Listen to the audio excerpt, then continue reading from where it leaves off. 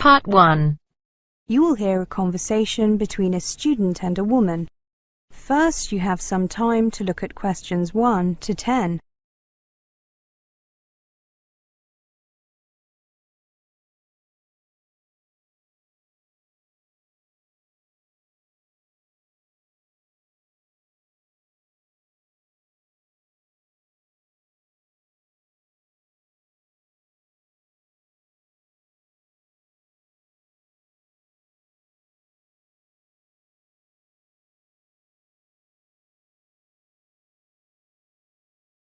Now listen carefully and answer questions 1 to 10. Good afternoon. I'm considering applying to your university and would like to ask you some questions. Of course, take a seat. Which course are you thinking of applying for? Southeast Asian Studies. I see. Do you have a copy of the university prospectus? Yes, I do. I downloaded it. So, you know that it's a 4-year course, including 1 year living and working in the region? Yes, the A-level entrance requirement is BCC, right? Yes, but on average our students have 3 Bs. Are there any restrictions on the subjects that I take at A-level? No, but we find that students studying politics, economics, history, geography or languages tend to find their first year easier. A background in at least 2 or 3 of those subjects is advantageous. I see. I'm not studying politics or languages, but I am taking the other 3 at A-level. Are languages an important part of the course? You see, I'm not very good at them. Languages are not a compulsory part of the course. They're optional each year. However, because students spend a year abroad, we strongly recommend that students take one for at least a year beforehand. However, there is a language lab that students are free to use during the day, regardless of the subjects they're taking. Which languages are offered? We have 5 on offer: Vietnamese, Burmese, Thai, Indonesian and Tagalog. They can be taken in the 1st, 2nd and 4th years. During the 3rd year, students are expected to learn the basics of the language spoken wherever they are spending their year abroad. Before you hear the rest of the conversation, you have some time to look at questions.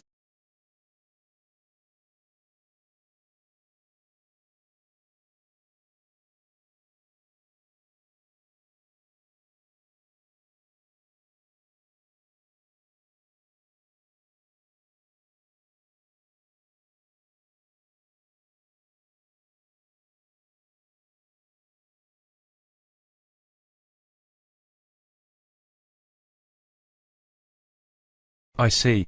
Can I spend my year abroad in any country in the region I choose? Yes, as long as you can satisfy your tutors that it will benefit your studies. This year, most students have gone to Vietnam, Thailand or the Philippines. Fewer have gone to Indonesia, Burma, Malaysia, Laos or Cambodia. None went to Singapore or Brunei. What do students generally do during their year abroad? The vast majority help on aid projects, especially helping with water supply and sanitation in rural areas. Others get involved in teaching English or in business, particularly the logistics side of things. A small minority get jobs translating or checking translations. That's quite well paid, but your language skills have to be up to scratch. Good. I was attracted by the idea of teaching English or doing aid work. Very often it's possible to do both. That way you can also develop a wider range of skills. Thank you for your help. Can I just check the optional courses for Year 1? The only choice in Year 1 is a language or a project where the student creates a portfolio of background information on the countries of the region. Actually, many students do both, since they find the project contributes to their general understanding of the region, and the languages are obviously useful in preparation for going abroad. However, students are only assessed on either the language or the project, and are free to choose which one. Got it. And could you tell me about the scholarships that are available from the department? It says in the prospectus that there are some in addition to the ones offered by the university. Sure. Actually, I've printed out a list. Here you are. Nothing is available for first-year students, but thereafter scholarships are awarded for high overall grades and also for linguistic skills. There is a smaller discretionary award for non-academic contributions. Well, thank you very much for your help. That is the end of part 1. You now have half a minute to check your answers.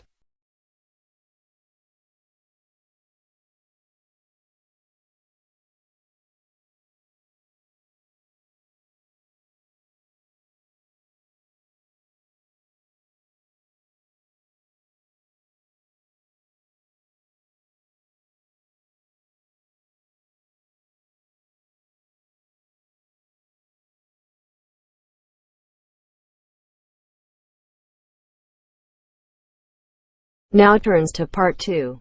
Part 2. You'll hear a conversation. First, you have some time to look at questions 11 to 20.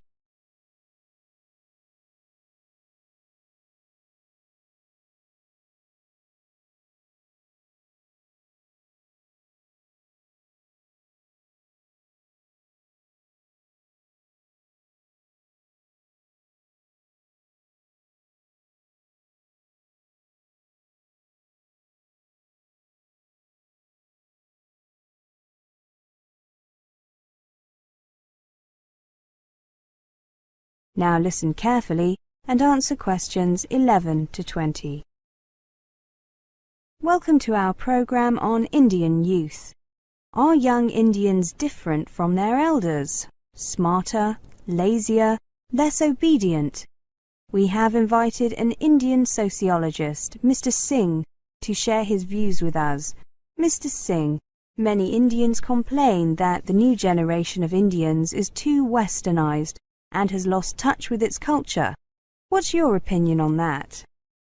Whenever a country modernizes, there is speculation that the new generation will be dramatically different from those that preceded it, in particular more westernized. Much of that speculation is based on superficial observations regarding rock music and the like. However, most studies show that new generations retain much, though not all, of the core values of their culture. Cultures change very slowly. What is changing quickly is the environment in which they live, their living standards, opportunities for advancement, and self-fulfillment. Young Indians certainly have more opportunities today.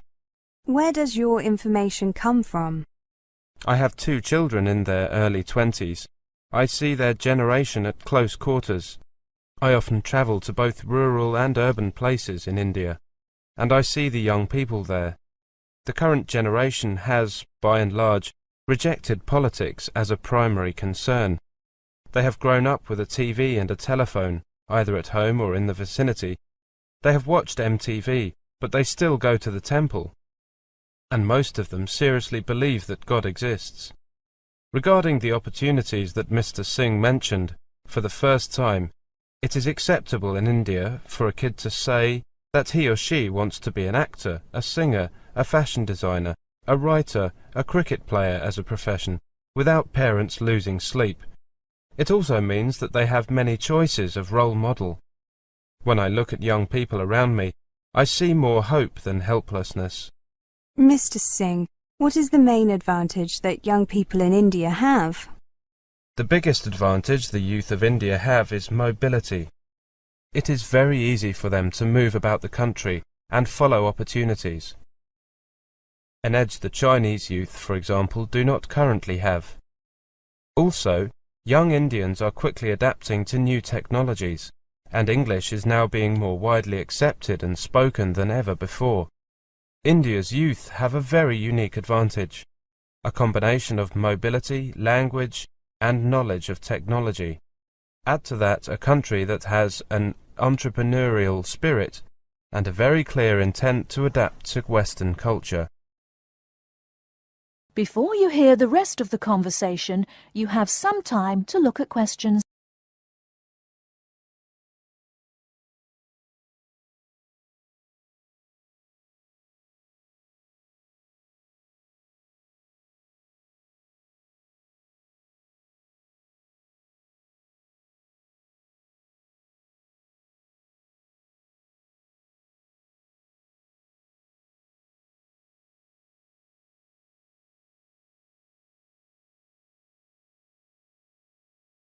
Are there any problems as far as you can see? I think that the biggest overall problem is with infrastructure. But as far as things that directly affect the younger generation are concerned, I think that the main problem is that parents from the growing middle class are pushing their children ever harder at academic activities. They believe this is the only way to stand out and survive in a system which is cutthroat because of the exploding population and as education becomes more and more accessible to the masses. However, many parents are granting their children more choice, particularly in the area of choosing their own careers. The youth of today are definitely more aware of the choices available to them. Do you think that competition is a problem? Not at all. It leads to creativity. The younger generation is more creative. Competition ensures that creativity is likely to be the best way to get ahead. Though it is largely believed that the culture and value system torch-bearing youth are losing their way, I still believe that relates to a small percentage. The combination of the Indian value system and the Western approach is a winning one, and if the Indian youth can manage to achieve the right balance, global organizations will want their skills. Mr. Singh, you sound very confident. I am. Every generation will experience change. This will be more dramatic, especially in the context of development. Simply put, young Indians are more aware about the world they live in. They are more materialistic. They are consumers in the true sense. They are exposed to satellite TV, the internet, freer access to social interaction and mobility. They are global citizens. Adoption of styles and fashion from anywhere, particularly America, is quick. But as several surveys have shown, this openness and confidence does come with some sense of humility and purpose. I feel confident that they can dream and achieve. My generation could only dream. That is the end of part 2. You now have half a minute to check your answers.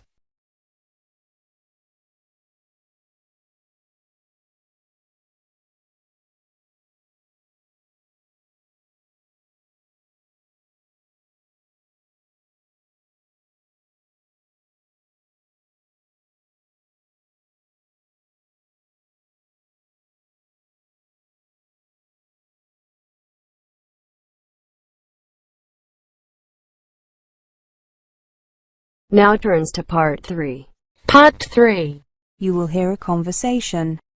First, you have some time to look at questions 21 to 30.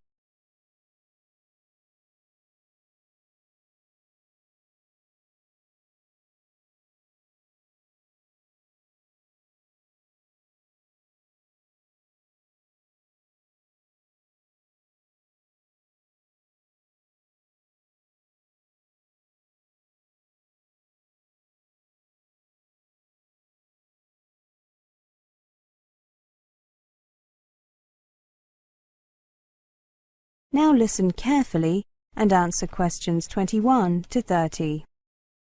Welcome back to the new term, Martin and Amanda. I hope you've had a good break and that you're looking forward to writing your dissertations. In this tutorial, I'd like to give you the opportunity to ask questions on writing the dissertation, such as requirements, dates, and who to see when you need help. I know that it's all available on the department website, but sometimes students just like to check or confirm information, or sometimes they need a little more detail. So, is there anything you'd like to ask? Is there a fixed hand-in date yet? On the website it said that one hadn't been decided on yet. I'm glad you asked that question. I just heard this morning that the deadline has been decided and it is the 28th of May. That's a week later than we had originally planned.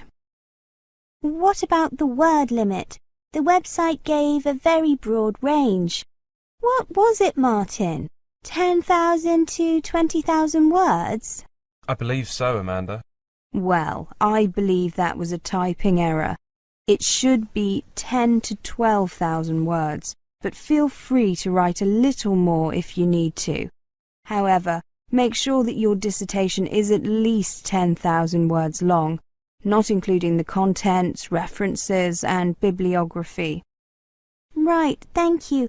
And we can choose any topics we like, can't we? Any from year 3. And do remember to get your topic approved by your personal tutor. Oh, that's me, isn't it? Before you start writing, I'd hate to have to tell you your topic was unacceptable after you'd spent a lot of time on it. What would you like us to show you initially, apart from the title? Well, I'd like to see a basic bibliography first, along with an outline of your dissertation. You should get that done by the end of January. This month, in other words. According to the website, the research should take 8 to 10 weeks. So that takes us from, well, until mid-April, basically. Yes, you should have the research pretty much done by the time you return from the Easter break. It seems like a reasonable amount of time, but I bet it disappears fast. It certainly does. You'll probably find that you need to do some extra research during the second half of April.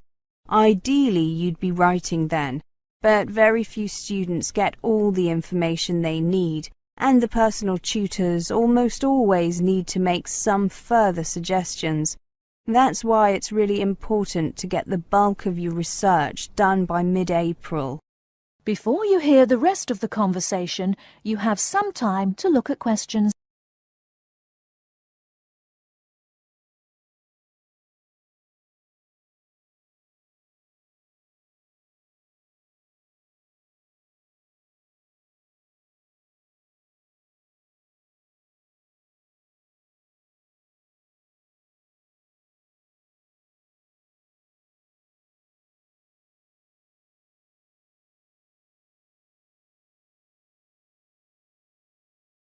I see.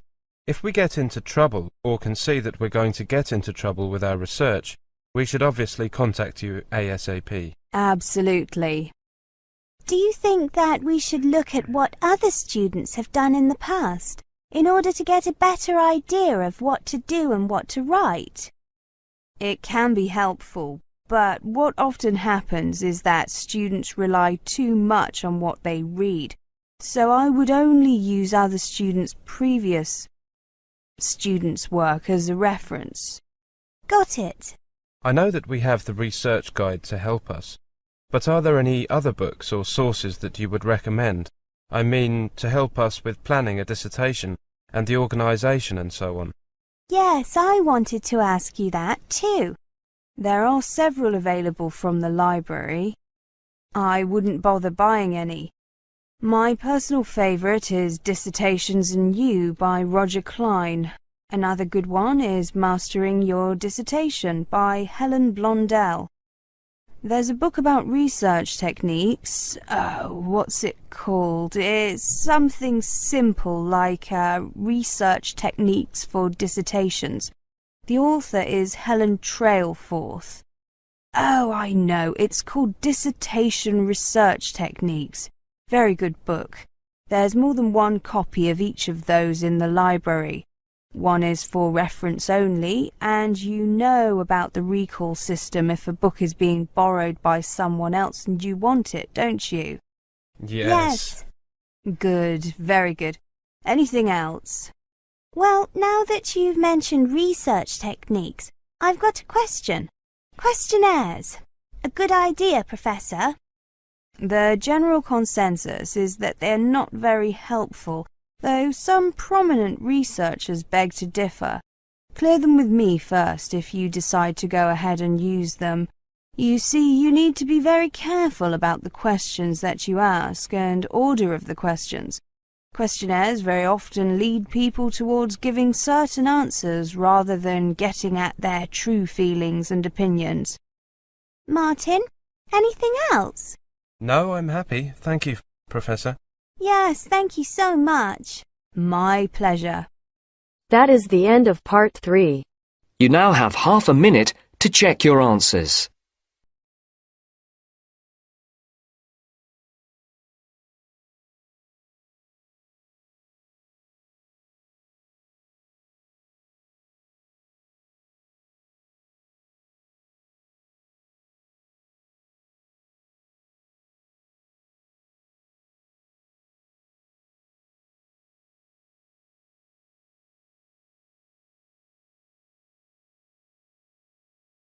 Now turns to Part 4. Part 4. You will hear a monologue. First, you have some time to look at questions 31 to 40.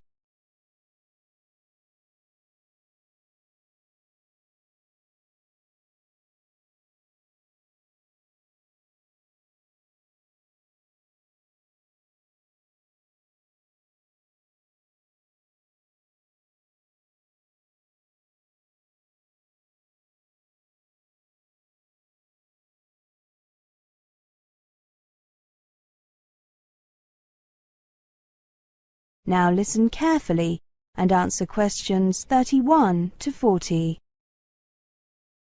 Have you ever wondered where your recyclables end up after they get picked up from the curb?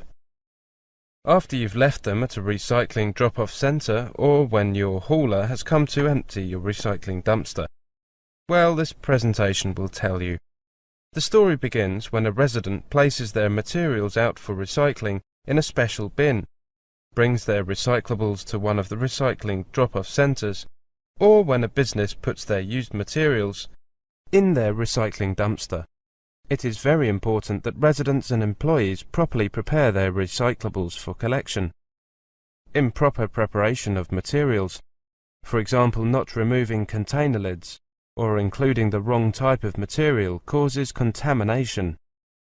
Although some contamination is to be expected and is removed during the sorting process at the processing facility, processors may not accept materials that are heavily contaminated, and these will be disposed of.